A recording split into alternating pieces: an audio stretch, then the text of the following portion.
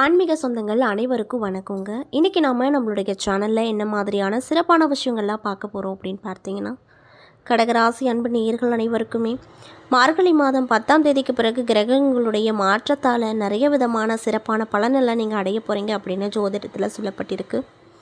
அந்த விஷயங்கள்லாம் என்ன, மேலும் நீங்கள் இந்த காலகட்டத்தில் என்ன விஷயத்தில் ரொம்ப கவனமாக இருக்கணும், பரிகாரங்கள்லாம் என்னென்ன மாதிரி செய்யணும், ஆக மொத்தத்தில் இந்த மார்கழி மாதத்தில் என்ன விதமான சிறப்பான நிகழ்வெல்லாம் நீங்கள் பார்க்க போகிறீங்க அப்படிங்கிறத பற்றி தான் நான் இன்றைக்கி இந்த வீடியோ பதிவின் மூலிமா தெளிவாக உங்ககிட்ட சொல்ல போகிறேன். இந்த பதிவில் சொல்லக்கூடிய எல்லா விஷயங்களும் கண்டிப்பாக கடக ராசிக்காரங்களுக்கு ரொம்பவே பயன் தரக்கூடிய தகவல்களாக தான் இருக்க போகுது. ஸோ வீடியோவை ஸ்கிப் பண்ணாமல் தொடர்ச்சியாக பாருங்கள். அது மட்டும் இல்லாமல் உங்களுக்கு உங்கள் ராசி அதிபதி அப்படின்னு சொல்லக்கூடிய சந்திர பகவானை ரொம்ப பிடிக்கும் அப்படின்னா இந்த வீடியோக்கு ஒரு லைக் பண்ணிவிட்டு உங்களுடைய ஆள் மனதில் நிறைவேறாத விஷயம் அப்படின்னு சொல்லிட்டு நிறையவே இருக்கும், அதில் ஏதோ ஒரு விஷயம் நடக்கணும்னு சொல்லி மனதார வேண்டிட்டு நம்மளுடைய கமெண்ட் பாக்ஸில் சந்திர பகவானுக்கு போற்றி அப்படின்னு சொல்லி மறக்காமல் பதிவிடுங்க.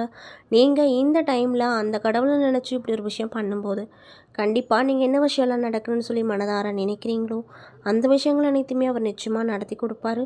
ஸோ நம்பிக்கையோடு இந்த ஒரு விஷயத்தை பண்ணி பாருங்கள். மேலும் இது போன்ற ஆன்மீகம் சார்ந்த வீடியோஸ்லாம் நீங்கள் முழுசாக பார்த்து தெரிஞ்சுக்கணும் அப்படின்னு ஆசைப்பட்டால் நம்மளுடைய முருகன் ஆஸ்ட்ரோ சேனலை மறக்காமல் சப்ஸ்கிரைப் பண்ணிவிட்டு கீழே இருக்கும் பெல்லைக்கானையும் மறக்காமல் கிளிக் பண்ணுங்கள். அப்போ தான் நம்ம சேனலில் போடுற எல்லா வீடியோவுமே நோட்டிஃபிகேஷனாக உங்கள்கிட்ட உடனுக்குடனே வந்து சேரும். ஸோ இப்போ வாங்க நம்ம வீடியோக்குள்ளே போய் தெளிவாக பார்த்து தெரிஞ்சுக்கலாம்.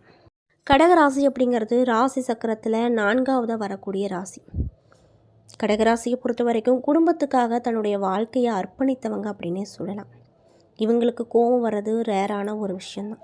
அவ்வளவு சீக்கிரம் இவங்களுக்கு கோபம் அப்படிங்கிறது வரவே வராது. அது மட்டும் இல்லாமல் வாழ்க்கையில் நிறைய விதமான கஷ்டங்களை அனுபவித்த ஒரு ராசினா அது இந்த கடகராசியும் ஒன்று தாங்க. பிறந்ததுலேருந்தே ரொம்ப கஷ்டப்படுவாங்க. வாழ்க்கையில் கஷ்டம்னா இவங்கள மாதிரி யாரும் கஷ்டப்பட்டுருக்க மாட்டாங்க. எல்லா விஷயத்துலையும் ரொம்ப கஷ்டப்பட்டு அடிபட்டு வந்தவங்களாக தான் இருப்பாங்க. இவங்களை பொறுத்த வரைக்கும் சந்தோஷம் அப்படிங்கிறது குறைவாக தான் இருக்கும். அந்தளவுக்கு எல்லா விதமான கஷ்டத்தையும் அனுபவிச்சுட்டு வந்துட்டாங்க. இதனாலேயே இவங்க மற்றவங்க நம்மளால் கஷ்டப்படக்கூடாது அப்படிங்கிற எண்ணத்தை கொண்டு இருப்பாங்க.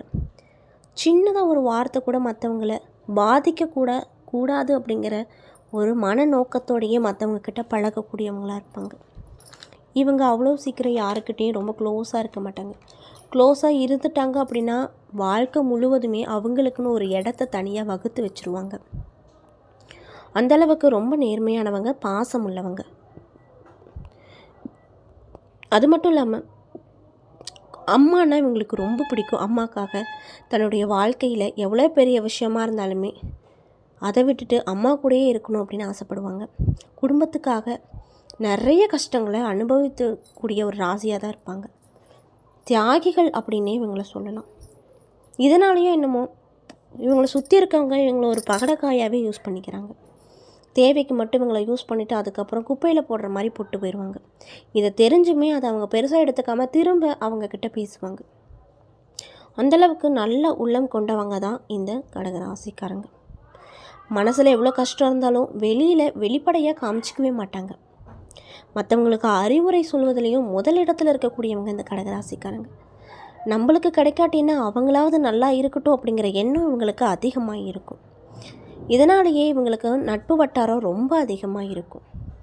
இப்படிப்பட்ட அன்பு நேயர்களுக்கு இந்த மார்கழி மாதம் 10ஆம் தேதிக்கு பிறகு கிரகங்களுடைய மாற்றத்தால் நிறைய விதமான சிறப்பான பலனெல்லாம் அடைய போகிறாங்க அப்படின்னு சொல்கிறாங்க. அந்த விஷயங்கள்லாம் என்ன, மேலும் நீங்கள் இந்த காலகட்டத்தில் என்ன மாதிரியான விஷயத்தில் ரொம்ப கவனமாக இருக்கணும், என்ன விஷயம் பண்ணணும், என்ன விஷயம்லாம் பண்ணக்கூடாது அப்படிங்கிறத பற்றியும் தான் நான் இந்த பதிவில் உங்கள்கிட்ட முழுமையாக சொல்ல போகிறேன்.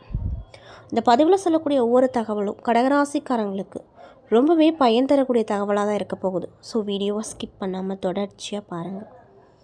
அது மட்டும் இல்லாமல் நீங்கள் இப்போ தான் நம்மளுடைய முருகன் ஆஸ்ட்ரோ சேனலை பார்க்குற மாதிரி இருந்தால் மறக்காமல் சப்ஸ்கிரைப் பண்ணிவிட்டு கடகராசி நேர்களாக இருந்தால் நான் சொன்ன விஷயம்லாம் கரெக்டாக இருந்துச்சுன்னா நம்மளுடைய கமெண்ட் பாக்ஸ்லேயும் கரெக்டுன்னு சொல்லி பதிவிடுங்க. ஸோ இப்போ வாங்க நம்ம வீடியோக்குள்ளே போய் முழுமையாக பார்த்து தெரிஞ்சுக்கலாம். மாத கிரக நிலைகளை ஆராய்ந்து பார்க்கும்போது மாத தொடக்கத்திலேயே அஷ்டமத்தில் சனி பலம் பெற்று சஞ்சரிக்கிறாரு. அது மட்டும் இல்லாமல் ஜென்மத்தில் சஞ்சரிக்கக்கூடிய குருவும் வக்ர இயக்கத்தில் இருக்கிறாங்க. எனவே இதனால் உங்களுக்கு இந்த காலகட்டம் அப்படிங்கிறது எப்படி இருக்குன்னு பார்த்தீங்கன்னா சோதனை காலமாகவே இருக்கும். சிக்கல்களும் சிரமங்களும் சிறு சிறு தொல்லைகளும் வரக்கூடும். பக்கபலமாக இருப்பவங்களை நம்பி எதையும் செய்ய முடியாது. பல பணிகள் பாதியிலேயே நிற்கக்கூடிய வாய்ப்புகள் வரும். சோதனைகளை சாதனைகளாக மாற்றி காட்ட வழிபாட்டை கண்டிப்பாக நீங்கள் மேற்கொள்ளணும் அப்படின்னு சொல்கிறாங்க. அந்த வழிபாட்டை முழுமையாக சனியின் மீது செலுத்த வேண்டிய நேரமாகவும் இந்த காலகட்டம் அமைஞ்சிருக்கு. இதனால் நீங்கள் சனிக்கிழமை நாட்களில் சனி பகவானை நினைத்து எல்தீபம் ஏற்றி வந்தீங்க அப்படின்னா கண்டிப்பாக உங்களுக்கு நல்ல மாற்றங்கள் கிடைக்கும் அப்படின்னு சொல்லப்படுது. மார்கழி மாதம் 6ஆம் தேதி மிதுன ராசிக்கு குரு வக்ர இயக்கத்தில் செல்கிறார். உங்கள் ராசிக்கு 6 மற்றும் 9 ஆகிய இடங்களுக்கு அதிபதி தான் குரு பகவான். அவர் 12ஆம் இடத்திற்கு வரும்பொழுது பயணங்கள் அதிகரிக்கும். பல வழிகளிலுமே விரயங்கள் வரும். இடம் மாற்றமும் திடீரென வந்து இதயத்தை வாட்டும். குரு பகவான் பதியும் இடங்கள் நன்மை தரக்கூடிய வகையிலே இருக்கும். அப்படிங்கிறதுனால தாய் வழி ஆதரவு இந்த காலகட்டத்தில் உங்களுக்கு ரொம்ப அதிகமாக கிடைக்கும் அப்படின்னு சொல்கிறாங்க. மற்ற சகோதரர்களிடம் அன்பு காட்டியே பெற்றவர்கள் இப்பொழுது உங்கள் மீது பாசம் காட்டுவாங்க. இடம் பூமியால் ஏற்பட்ட பிரச்சனைகள் நல்ல முடிவுக்கு வரும். இதனால் ரொம்ப சந்தோஷமாக இருப்பீங்க. பத்திரப்பதிவில் இருந்து வந்த தடைகள் நீங்கும். உத்தியோகத்தில் இதுவரைக்கும் உங்களுக்கு தொல்லை கொடுத்து வந்த மேலதிகாரிகள் மாறுதலாகி செல்லலாம். எதிர்பார்த்த சலுகைகள் கிடைக்கும். வீடு கட்டும் முயற்சியில் அதிகமாக ஆர்வம் காட்டுவீங்க. மேலும் இதுவரை வியாபாரத்தில் ஏற்பட்ட இழப்புகளை ஈடு செய்ய எடுத்த புதிய முயற்சிக்கு பலன் கிடைக்கும். விலகி சென்ற சொந்தங்கள் விரும்பி வந்து இணைவாங்க. வருமானமும் திருப்திகரமாக இருக்கும். வழக்குகள் அப்படிங்கிறது கண்டிப்பாக இந்த காலகட்டத்தில் உங்களுக்கு சாதகமான பலனை தான் கொடுக்கும். அதில் எந்த ஒரு மாற்று கருத்தும் இல்லை அப்படின்னு சொல்கிறாங்க. வாகன மாற்றம் செய்ய உகந்த நேரமாக இந்த காலகட்டம் உங்களுக்கு இருக்க போகுது. மேலும் மார்கழி மாதம் 7ஆம் தேதி தனுசு ராசிக்கு சுக்கிரன் செல்ல போகிறார். உங்கள் ராசிக்கு 4 மற்றும் 11 ஆகிய இடங்களுக்கு அதிபதி தான் சுக்கிரன். சுகம் மற்றும் லாபஸ்தானத்திற்கு அதிபதியான சுக்கிரன் அவர் 6ஆவது இடத்திற்கு வரும் இந்த நேரத்தில் உங்களுக்கு என்ன மாதிரியான நிகழ்வை ஏற்படுத்துவார்னு பார்த்தீங்கன்னா உத்தியோகத்தில் எதிர்பார்த்த ஊதிய உயர்வு கிடைக்கலாம். ஒரு சிலருக்கு விருப்ப ஓய்வு வெளிவந்து சுயமாக எதையாவது செய்யலாமா அப்படின்னு யோசிப்பீங்க. பிள்ளைகளின் எதிர்கால நலன் கருதி நீங்கள் எடுத்து வைக்கக்கூடிய முடிவுகள் எல்லாத்துலேயுமே வெற்றி கிடைக்கும். வெளிநாட்டு வணிகத்தால் ஆதாயம் நிறையவே பார்ப்பீங்க. சென்ற மாதத்தை நடைபெறாமல் நழுவி சென்ற சில பல காரியங்கள் இப்பொழுது ஒவ்வொன்றால் நடக்கும். பெண் வழி பிரச்சனைகள் தீர வழி பிறக்கும். மார்கழி மாதம் 30ஆம் தேதி மகர ராசிக்கு செல்லும் செவ்வாய் உச்சமும் அங்கே பெறாரு. மேலும் இந்த காலகட்டத்தில் உங்களுக்கு ஒரு பொற்காலமாகவே அமைய போகுது. அதில் எந்த ஒரு மாற்று கருத்தும் இல்லைன்னு சொல்கிறாங்க. மேலும் யோகம் செய்யும் கிரகம் வலுவடைவதால் தேக நலன் சீராகும். செல்வ வளம் பெருகும்.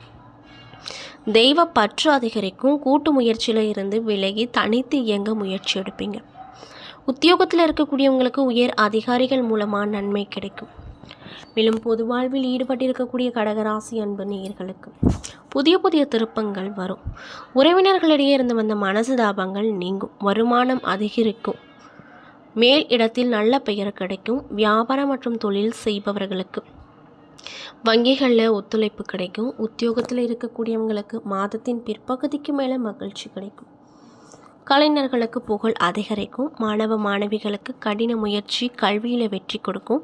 பெண்களுக்கு உறவினர்களிடம் இருந்து மனக்கசப்பு மாறும். வரவேண்டிய பணம் இப்பொழுது உங்கள் கைக்கு வரும். மேலும் உங்களுக்கு மகிழ்ச்சி தரக்கூடிய நாட்கள் டிசம்பர் 27, 28 மற்றும் ஜனவரி 1, 2, 7, 8 அப்படின்னு சொல்கிறாங்க. என்ன நண்பர்களே, இந்த பதிவுகளில் நம்ம கடகராசி அன்பு நேயர்கள் அனைவருக்கும்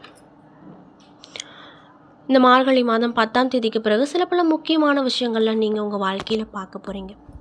அந்த விஷயங்கள்லாம் என்ன, மேலும் நீங்கள் இந்த காலகட்டத்தில் என்ன மாதிரியான விஷயத்தில் ரொம்ப கவனமாக இருக்கணும், என்னென்ன விஷயங்கள்லாம் பண்ணணும் பண்ணக்கூடாது அப்படிங்கிறத பற்றியும் தெளிவாகவும் விரிவாகவும் நான் இந்த பதிவின் மூலியமாக உங்ககிட்ட முழுமையாக சொல்லியிருப்பேன். இந்த பதிவில் சொல்லியிருக்கக்கூடிய எல்லா விஷயமும் கண்டிப்பாக உங்களுக்கு பயன் தரக்கூடிய விஷயமாக தான் அமைஞ்சிருக்கும். ஸோ வீடியோ பிடிச்சிருந்தால் லைக் பண்ணுங்கள், ஷேர் பண்ணுங்கள். அது மட்டும் இல்லாமல் நம்மளுடைய முருகன் ஆஸ்ட்ரோ சேனலையும் மறக்காமல் சப்ஸ்கிரைப் பண்ணிவிட்டு பாருங்கள். அப்போ தான் நம்ம சேனலில் போடுற எல்லா வீடியோவுமே நோட்டிஃபிகேஷனாக உங்கள்கிட்ட உடனுக்குடனே வரும். நன்றி.